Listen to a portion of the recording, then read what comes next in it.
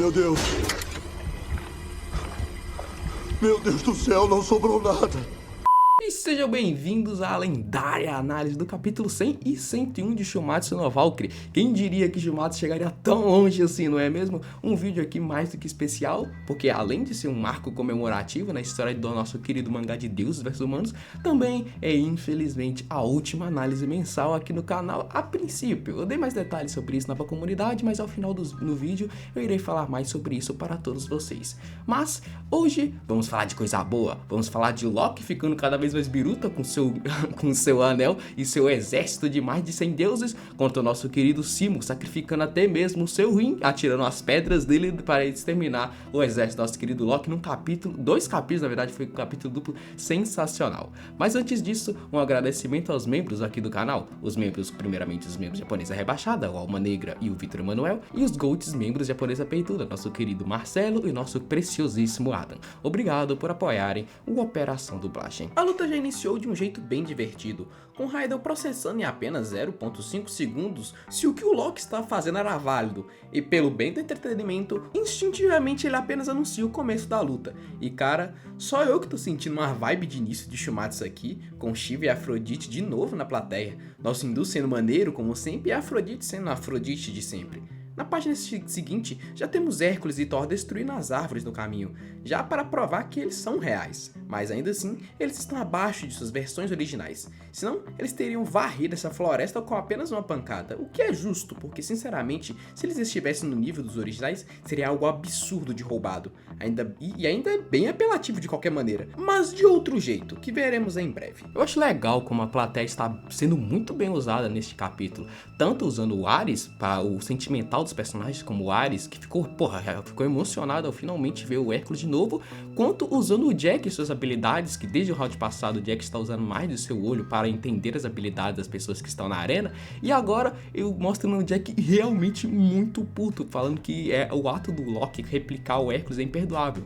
Um detalhe interessante é que enquanto o Jack está usando a habilidade do seu olho, dá pra ver que ele ficou ainda mais puto porque ele está vendo o Hércules sem ver aquela linda cor que foi a última coisa que ele viu antes do Hércules morrer. E cara, pro Jack que vê essa cor como algo muito absoluto, o desrespeito que o Loki cometeu aqui é muito alto. E continuando na luta, o Simo simplesmente desapareceu com suas habilidades de camuflagem. Não por uma habilidade mágica, uma habilidade da Volund, e sim algo que me agrada muito mais, que é simplesmente o Simo usando suas habilidades naturais para se disfarçar. Isso que eu queria ver no Simo. E obrigado, Memura, por me dar o que eu sempre quis.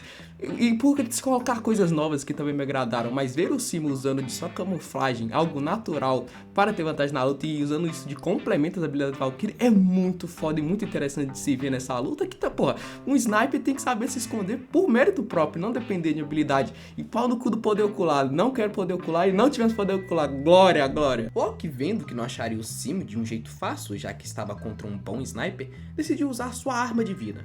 Tirando o anel do anel, ele amplificou ainda mais a sua névoa, o que é uma ótima maneira de ilustrar o aumento de alcance de suas habilidades mágicas. Essa névoa então cobre os clones que já ele fez anteriormente, os multiplicando e formando um fodendo exército incontável. Há meses atrás eu duvido que teríamos noção de que esses seriam os poderes do Loki, algo tão inacreditável assim. O plano de Loki consiste no seguinte: quantidade alta de clones explorando uma área maior. E enquanto isso, ele dá mais detalhes sobre seu anel de bobo da corte, o Andvaranaut, que amplifica sua habilidade mágica, o Heimskringla. Na mitologia nórdica, Andvaranaut era um anel mágico forjado pelo Andvarin, que tinha a faculdade de atrair outros metais preciosos e ajudava seu dono a encontrar mais ouro. Na ópera de The Ring des Nibelungen, de Richard Wagner, é conhecido como o Anel de Nibelungo. Heimskringla é a compilação mais conhecida das antigas sagas reais nórdicas. Foi escrito pelo Nórdico Antigo na Islândia e publicado aproximadamente em 1230, sendo corretamente atribuído ao poeta e historiador irlandês Snorri Sturluson. A habilidade de Loki, com a ponta dos dedos, é conhecida como aquela que fecha. Ela registra e memoriza tudo o que for tocado pelos dedos de Loki. E com a palma, que é conhecida como semente do engano, ele replica o que tem registrado. Ele tocou no Hércules há pouco tempo, como vimos na releitura de Jack vs Hércules, que tem aqui no canal, caso queira dar uma olhada. E Thor e Odin obviamente já haviam sido tocados. Mas agora, quem mais Loki poderia ter tocado? Na luta de Hércules, ele estava o tempo todo com Ares, Hermes e Zeus, o que seria interessante para ver Hermes e Ares em ação, mesmo que clonados. E na luta de Poseidon, ele disse que o Sushi não gostava muito de suas brincadeiras, então talvez ele tentou tocar o Poseidon, mas não conseguiu. Aliás, nunca pergunte ao Loki o que ele faz com esse anel sozinho no quarto dele. A princípio, essa habilidade não possui limite por ser um anel de multiplicação infinita.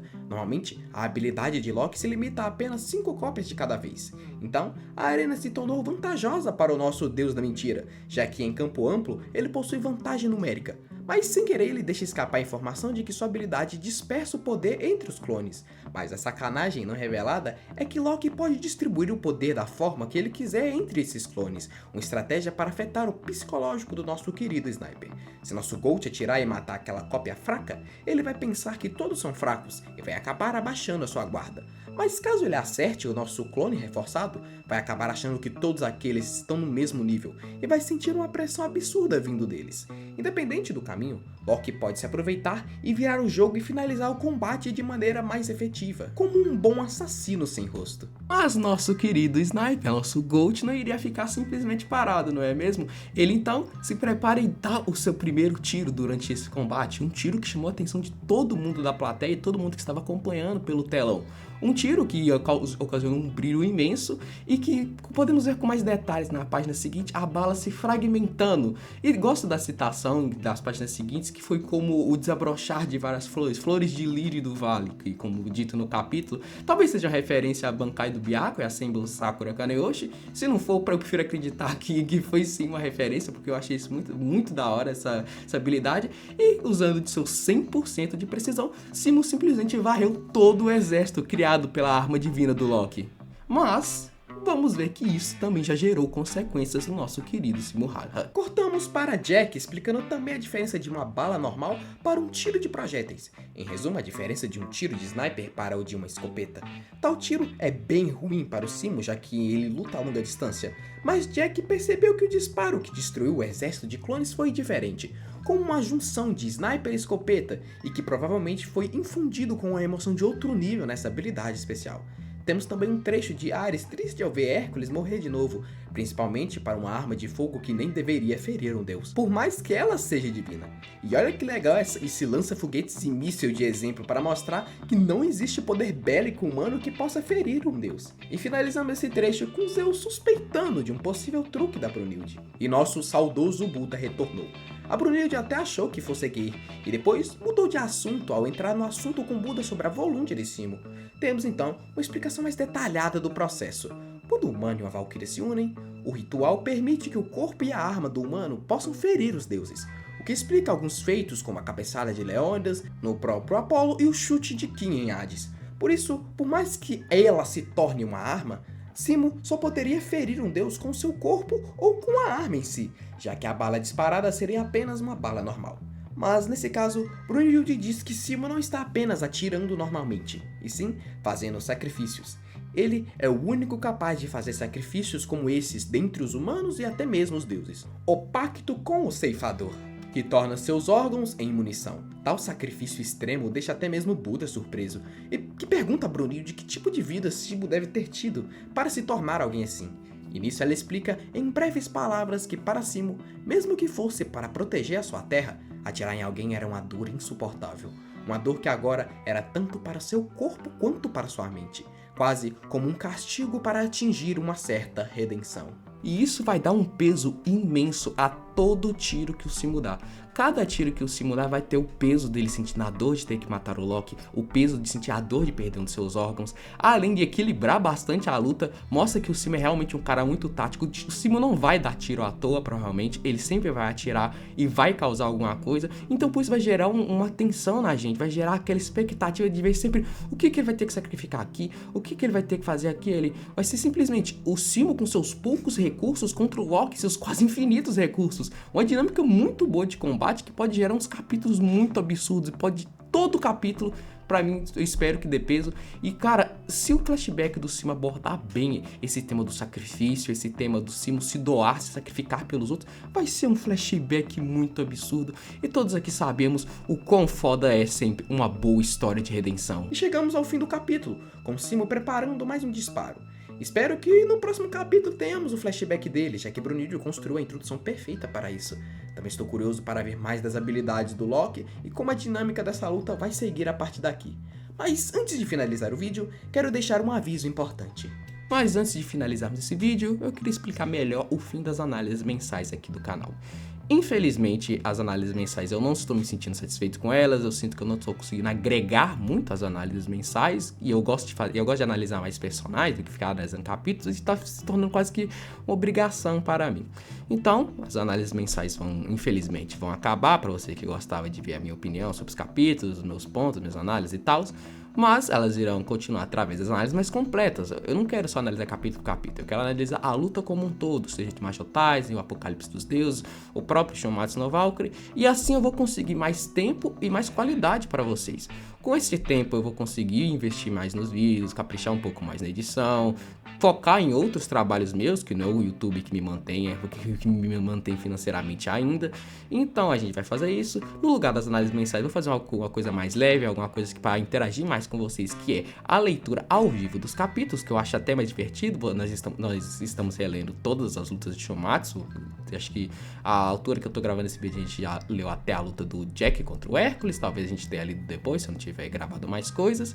E mensalmente a gente vai ler os spoilers, já que os spoilers estão saindo mais cedo, na parte da tarde. Na parte da noite vamos ler os capítulos que lançaram de Shinmatsu no Valkyrie, Majotais, Apocalipse dos Deuses e outras coisas. Também o canal vai ter uma diversidade maior de conteúdo, como os vídeos de dublagem de Bleach, talvez algumas análises de Bleach, o mesmo eu digo de Chainsaw Man e qualquer outra obra que eu goste, que eu traga, que vocês gostem. E não se preocupem, as dublagens de Shinmatsu vão continuar, porque eu gosto, por mais que não dê tanto engajamento quanto os vídeos de análise. Eu gosto mais de produzir as dublagens aqui do canal, tá se divertido pra caralho dublar o Loki, tá divertido pra caralho dublar o Simo. Talvez eu deixe um trechinho aqui pra vocês verem como é que tá ficando a gravação do Loki e do Simo pros próximos capítulos, se vocês gostarem. E é isso, eu agradeço a compreensão de vocês, obrigado por estarem apoiando aqui a Operação Dublagem. Agora chegamos finalmente nos 10k, que eu me surpreendi com a velocidade que crescemos. Em breve vai ter o cosplay da Gay, não se preocupe, eu já tô com a peruca, da mulher, sei ligar na peruca, vou ficar gostosa com essa porra aqui. Mas é isso, meus bons, obrigado por assistirem até aqui, espero que estejam gostando do conteúdo do canal, espero que estejam gostando dessa luta, então até o próximo vídeo, um beijo!